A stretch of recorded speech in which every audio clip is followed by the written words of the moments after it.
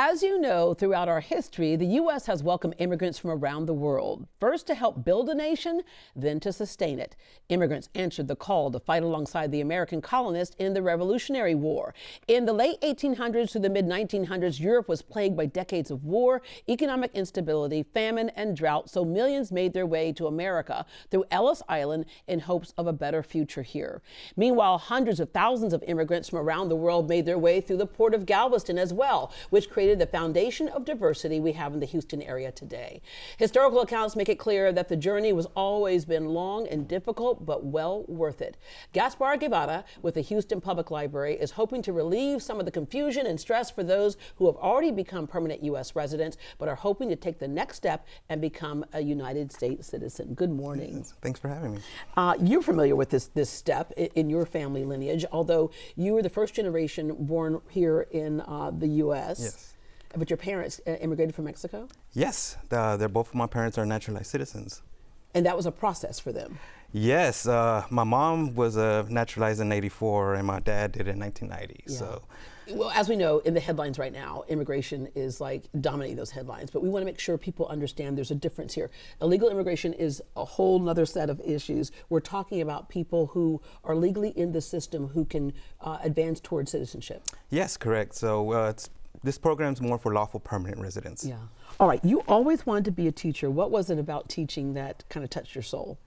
I've always wanted to help people, and I always loved teaching. I mean, not teaching, but helping people. So when the opportunity came at the Houston Public Library to teach, I kind of like, well, I can start teaching at the library. Yeah, yeah, because you were waiting on a job as a teacher. And by the way, you graduated from the University of Houston, so go Cougs. Mm-hmm. And you had a bachelor's in history. Yes. So having that history background, you already understood how important immigration was and is to this country.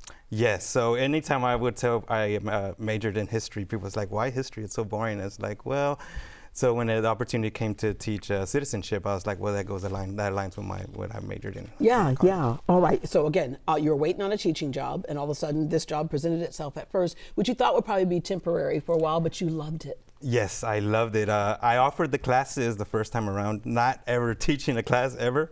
And it was so successful that I started teaching it again. And it just, from there on, it was successful over and over and over. So. Yeah, you were offering classes which included English as a second language, adult basic education, yes. Which, by the way, a lot of people, when you say library, the last time a lot of us were in a library may have been when we were students. Mm-hmm. It's a whole different deal right now. And in Houston, across the board, it's not just about books, it's about services. Yes, so we offer a lot of programming based on the community needs. So if there's a service we can provide, the community lets us know and we create a program for it and we help them. Yeah, which is how this happened, because you were yes. doing those other things, English second language, all kinds of other things at the library. And the most requested classes were from the community that said, can we start some citizenship classes? Like you said, you had never taught a class before, but then you started doing this. There was great turnout mm-hmm. and great feedback, which kept it going. In Houston, there are about 500,000 lawful permanent residents. Some choose to keep this status because they don't want to lose their citizenship back in their home country. Yes. But what you found from a lot of people is that cost, language barriers, and the confusing process, it's a government process, right? So yes. Is why some people just kind of put the brakes on it. Yeah. There's a lot of barriers when it comes to citizenship. The cost would be one of them. A lot of the students that wanted to become citizens came from my English language classes because they wanted to have that basic understanding for the whole process for citizenship, because that's one of the requirements. Yeah, these classes really help. It's a free 6-week program. The next one, by the way, begins January the 25th. That's on a Saturday. The process to become a U.S. citizen, you have the naturalization interview, reading and writing vocabulary of naturalization test, and there's an essential 100 civics questions featured on the citizenship exam. Now, I think that a lot of Americans would struggle yes. with answering some of these questions, and so we decided to put that to the test. Listen. Who wrote the Declaration of Independence? George Washington. That is incorrect. That is Thomas Jefferson. Who did the U.S. fight in World War II? I wasn't born yet. We elect a U.S. representative for how many years? 6 years. Who signs bills to become laws? I don't know. It's a good thing that they're already here legally. Okay, all right. Let's go into the classroom environment, because when you have things like that, a lot of people, I think, come into a classroom situation and they feel intimidated somewhat, right? But it's a very supportive environment. When you say supportive environment, explain what that's like. So yes, a lot of it is the anxiety. So I give these students mock interviews myself, and I've been teaching the classes for 6 weeks, and they still have the anxiety. So I'm trying to ease that for when they have the real interview with a stranger. So we prepare them on the reading, writing, speaking portions of the test and the civics quest, and they're exactly like how the staff was in well, that you video. can study for these things, right? Yeah, so it eases them through that. Yeah, and to be fair, I mean, this is a foreign government to them. Yes. Our history is foreign to them. All right, the other thing I would imagine is good is that when you walk into the classroom, everybody's kind of on the same playing field. Yes, so a lot of them already have been preparing for these questions and anything that comes with the naturalization process. So this environment is really to kind of test them. They want to test if they know the material. So when they come in there, they're prepared. These are motivated individuals. They want to come to these classes. So they're answering the questions, but at the same time, they're testing themselves. It's like Jeopardy. Yes, Okay. exactly. There are citizenship kits that can help as well. Yes. So not everybody that comes to the library is able to make our classes. So we do have resources available for them. So these kits here gives them the civics question flashcards and a study guide to help them ease them through the process, the vocabulary. Well, as somebody studying for that, kids can study for their history class all at the same time. Yes. All right.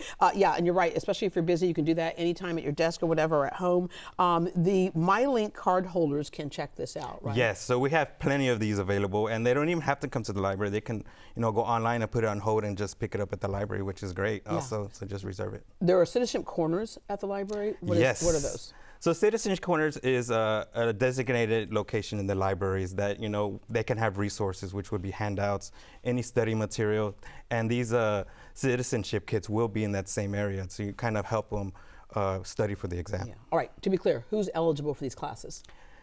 Anybody, adult learners over the age of 18 and that are legally permanent residents. Yes. Yeah, and they can sign up at houstonlibrary.org. And then the convenience, after you become a U.S. citizen, you can apply for your U.S. passport. Yes, so we do have 4 locations at the library where they can get their passports. And I've had some of my students get their certificate that day and go the same day go get the passport. Yeah. Which, by the way, anybody can go down there and apply for their passport as well. So they made that just like an extra way to get it, because I know that we had kind of a bottleneck a few years ago, and people were like, I'm leaving for Europe in like 10 minutes and I still don't have my passport. Well, there's more avenues to be able to get that passport. So anybody can do that, but especially in this case, when they become a United States citizen, then that has to change on that passport so they can travel. Of course. All right. Thank you so much for joining us today. And then I just want to wrap up with, as a military brat, I always think this is the best country in the world. It doesn't mean that other countries don't have a lot of value, but we love the United States of America.